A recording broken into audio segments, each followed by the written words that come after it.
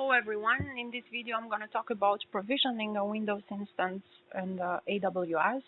Actually, I think most of you maybe has been working in the AWS in instances, but mostly are configured and also are even provisioned in Ubuntu. The Windows has a little bit differences with provisioning Ubuntu instances. As you can see, I have already created the instance and the status is running. If your instance is not in a running status, if it is stopped, this means that you cannot provision it and you're going to have a problem. So the first step is just to make sure that your instance is running. Also, by selecting it, you're going to have some more information shown in the screen, like the IP and other information about the configuration that you have been choosing while you have already created your instance. Now is selected, and we're gonna choose the option Connect, and we're gonna choose the RDP client.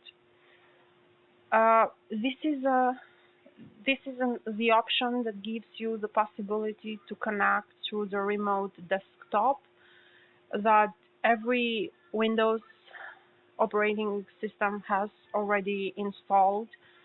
And to make even things easier, the AWS gives you the chance to download the remote desktop file, so you can download it.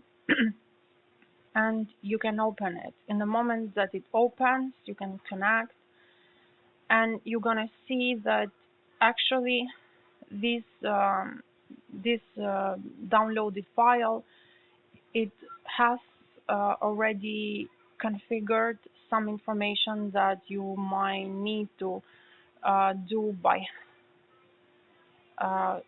one by one when you use the remote desktop tool. So with this downloaded file, some of the information is already configured and you don't have to worry about it. Now is the password. As you can see, the password is going to change every time that you're going to connect with your remote instance in AWS. Every time that you're going to connect, you have to generate a password. With this method, we use the get password option, and as you can see, the instance has an ID. It is Windows 2, and we have to upload the private key that we have already downloaded when we have created the instance. Depends where you save it. In my case, it's in the download file. You have to make sure that the version of the key that you download is in PAM and not in PPKey, because it doesn't decrypt.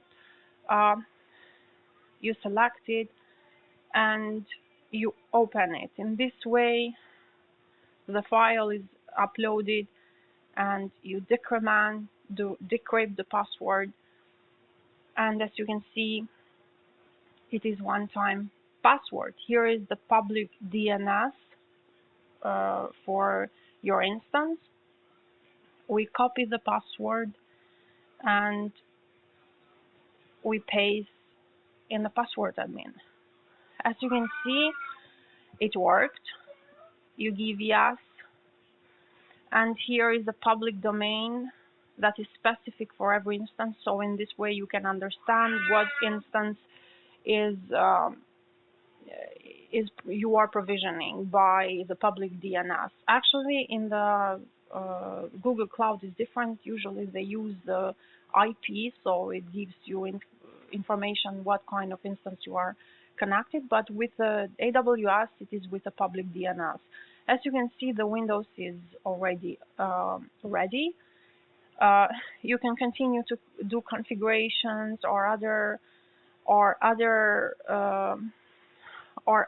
installations that you might require for your homework, and this gonna take for as long as you want to provision your instance. And in the moment that you are done, you just close the remote section, and is finished. Every time that you're gonna provision your instance, you have to generate the password, but make sure always that the instance is in the running status. It's running status, and the status check is already passed, so it's not initializing or something that might keep a little longer for the Windows operating system to upload while you are connected. And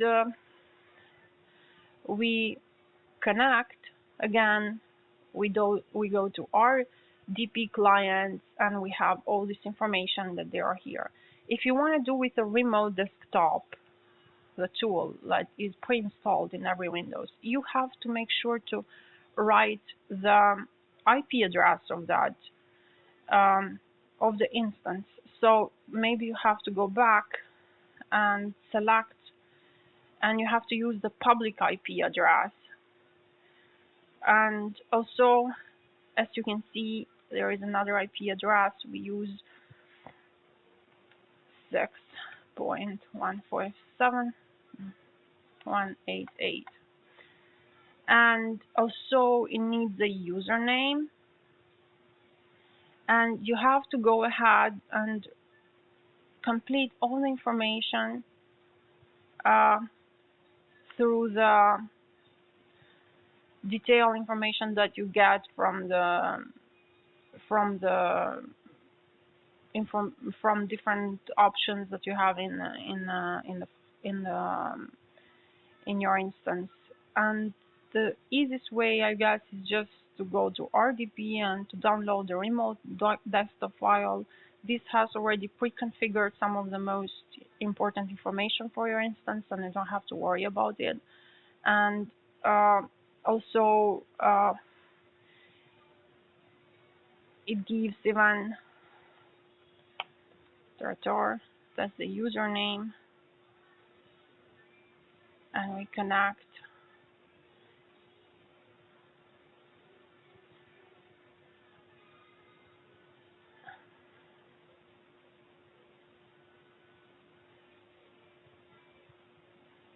Might take a little longer. You do the same process.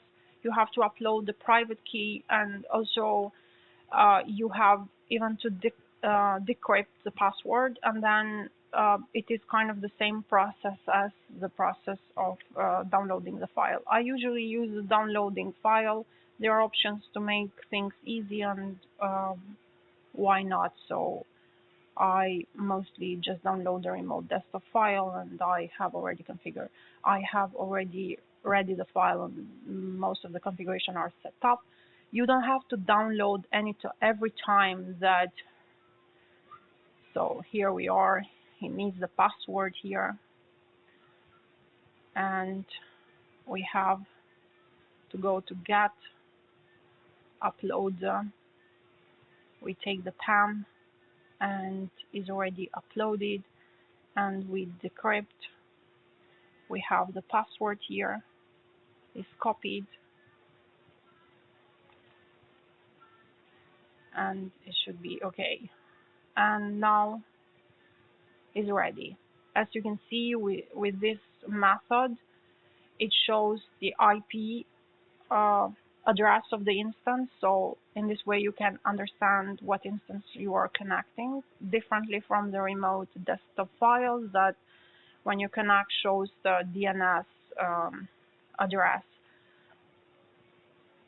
So both of these methods are useful and allows you to work through your computer and to do the necessary configuration to the Windows server. I hope it was helpful. Please feel free to write me about any concern, to share with the group also, and I will be very happy to help in your issues.